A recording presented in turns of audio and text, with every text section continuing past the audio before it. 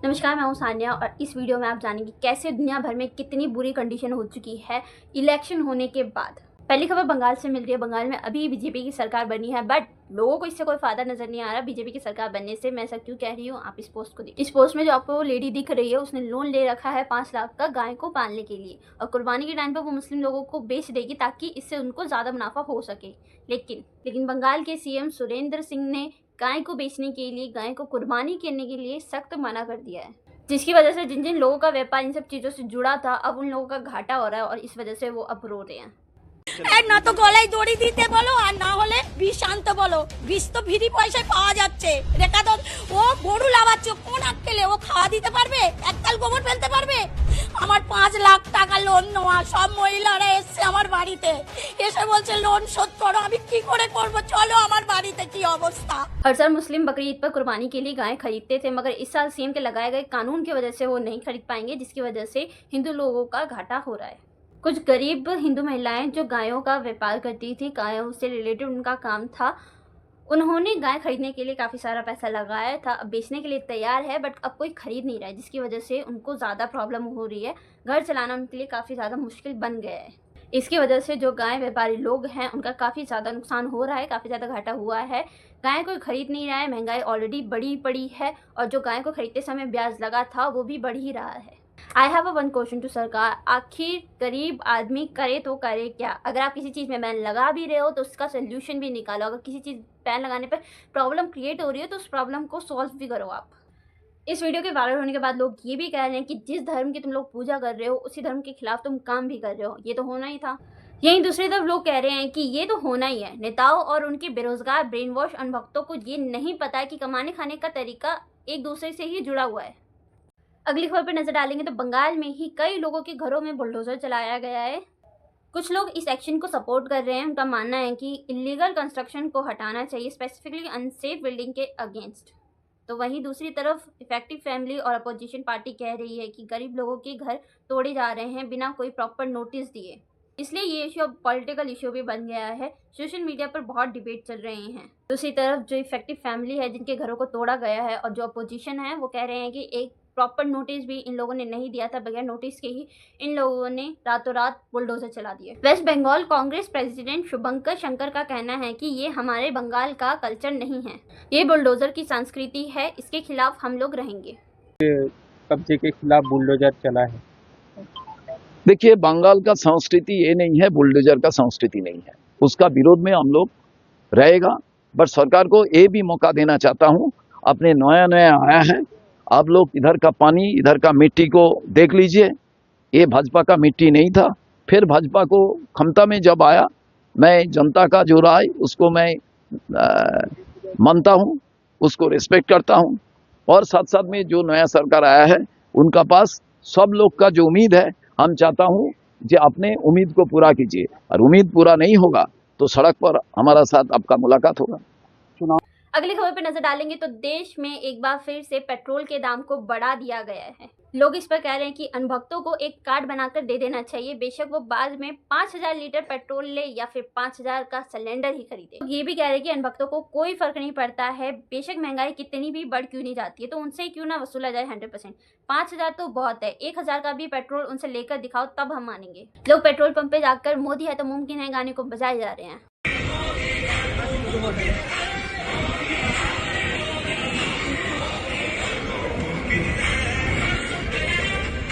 अगली खबर कोलकाता से आ रही है। कोलकाता के ही सिलदह स्टेशन पर एक फेरी वाला भाई बीजेपी का सपोर्टर था। वो सपना देखता था कि बीजेपी जब सत्ता पे आएगी तब हिंदू राष्ट्र बनेगा और सब कुछ ठीक हो जाएगा, मगर बीजेपी ने ही आकर उनकी रोजी रोटी पे लात मार दिया। रातों रात उनकी जो घर था उस पे बुलडोजर चला दिया। लेकिन बीजेपी की नई सरकार बनते ही उसकी रोजी रोटी पे लात पड़ गई। रात के समय बिना कोई नोटिस दिए सारी झोपड़ियों को तोड़ दिया गया। पुलिस और कर्मचारी वहां मौजूद थे साफ सफाई के लिए, ताकि वहां पे जितनी फुटपाथ एरिया थे, रेलवे एरिया थे, उनको साफ कर दिया जाए। मेरा बस इतना सवाल है कि अगर आपको झोपड़ियां ही तोड़वानी थी तो कम से कम आप 4-5 दिन पहले नोटिस दे देते, ताकि वो कहीं और रहने का बंदोबस्त कर सके। कोलकाता के हावड़े स्टेशन के पास जो छोटी छोटी दुकानें थी बस स्टैंड के पास, उन सभी झोपड़ियों को और दुकानों को इलीगल बताकर वहां पर बुलडोजर चला दिया। बंगाल के मंत्री दिलीप ने कहा अवैध कब्जे जगह पर भी बुलडोजर चलेंगे। अब ये क्लिप सोशल मीडिया पे बहुत ज़्यादा वायरल जा रही है। कुछ लोग इसे अच्छा बता रहे हैं तो वहीं दूसरी तरफ लोग कह रहे हैं कि इससे गरीब दुकानदार पर काफ़ी ज़्यादा असर पड़ेगा, उनकी रोजी रोटी पर। नई सरकार बनते ही लोगों से उनका रोजगार छीनने का काम शुरू हो गया है। सोशल मीडिया पर लोग कह रहे हैं कि हावड़ा स्टेशन के बाहर टीला और दुकान लगाने वाले व्यक्ति पर बुलडोजर कार्रवाई हो रही है। इनमें से ज़्यादातर यूपी और बिहार के लोग बताए जा रहे हैं।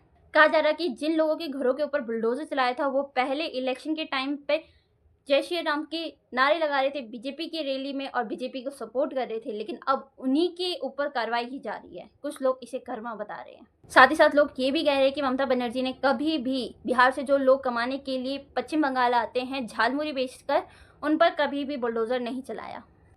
अगली खबर पर नजर डालेंगे तो यूपी के सीएम योगी आदित्यनाथ जी कह रहे हैं कि नमाज सड़कों पर नहीं पढ़ी जाएगी, प्यार से नहीं माने तो दूसरा तरीका अपनाएंगे। नमाज पढ़नी आवश्यक है, आप शिफ्ट में पढ़िए, हम उसको रोकेंगे नहीं, लेकिन सड़क पर नहीं। सड़क चलने के लिए एक आम नागरिक, एक बीमार व्यक्ति के लिए, एक आम नागरिक के लिए, एक कामगार के लिए, एक कर्मचारी के लिए, एक सामान्य नागरिक के लिए, एक व्यापारी के लिए हम सड़क को बाधित नहीं करने देंगे। सरकार का नियम सार्वभौम है, सबके लिए समान रूप से लागू होता है। हमने सबको कहा, हमने कभी नहीं चलने देंगे, अराजकता नहीं सड़कों पे फैलने देंगे। प्यार से मानेंगे ठीक बात है, नहीं मानेंगे तो दूसरा तरीका अपनाएंगे।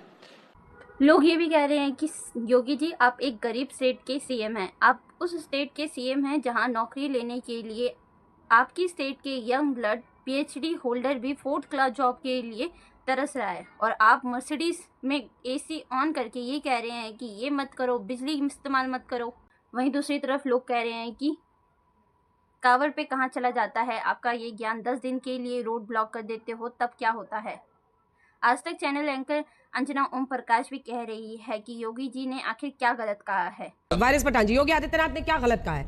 आप तो लॉयर हैं पेशे से, आपको तो पता है लॉ ऑफ द लैंड क्या कहता है। और पूरी लिस्ट देखिए देशों की जहां पर ये जितने मुस्लिम कंट्रीज हैं वो भी लॉ एंड ऑर्डर मेंटेन करते हैं। पूरा मुस्लिम देश इंडोनेशिया, सड़क पर नमाज बैन है। यहां पर यूएई, भाई इतनी यूएई की आप लोग बात करते हैं, यूएई वहां पर बैन है। ईरान में बैन है। ईरान के लिए हमारे देश में कई लोग पैसा सोना सब इकट्ठा कर रहे हैं, उस ईरान में भी सड़क पर नमाज पढ़ना बैन है। लोग ये भी कह रहे हैं कि भूल जाओ भाई, देश अब गुंडा राज से चलेगा, धोस जोर जबरदस्ती से चलेगा, 2047 तक चलेगा, पूंछ पकड़नी है तो पकड़ लो। अगली खबर पे नजर डालेंगे तो प्रधानमंत्री के दिए गए बयान पर जब उन्होंने कहा था कि सोना मत खरीदो, विदेशों में मत घूमो, तो लोगों ने इस चीज का भी मीम बना दिया है। सोने का हार लो मैं, अरे नारे नारे ना, डीजल की कार लो मैं, अरे नारे नारे ना, फॉरेन तो घूम लो मैं, अरे नारे बाबा ना, तो बता करूँ मैं क्या, तंगी है रे देश बचा, पकौड़े तेल में तल लो, अरे नारे नारे ना, अकेले कार में चल लो, अरे नारे नारे ना, शादी फॉरेन में कर लो, अरे नारे बाबा ना, तो बता करूँ मैं क्या, तंगी है रे देश बचा। अगली खबर ध्रुव राठी के पोस्ट से आ रही है। ध्रुव राठी ने इस पोस्ट में बड़ी 3 खबरों के बारे में बताया है जो आपको इंडियन मीडिया कभी नहीं बताएगी। पहली, भारत की इकोनॉमी 4th से 6th रैंक पे आ चुकी है। सेकंड, मीडिया की आज़ादी यानी प्रेस फ्रीडम की रैंकिंग में भारत 180 देशों में 157 नंबर पे आ गई है। एक इंटरनेशनल रिपोर्ट में भारत को इलेक्ट्रिकल ऑटो करेंसी बताया गया है, यानी कि भारत में इलेक्शन तो होते हैं बट पूरी तरह से लोकतांत्रिक नहीं होते हैं। अगली खबर, बीजेपी के नेता गिरिराज सिंह कह रहे हैं कि आज नहीं तो कल ओवैसी भी ये स्वीकार करेंगे कि वे हिंदू हैं।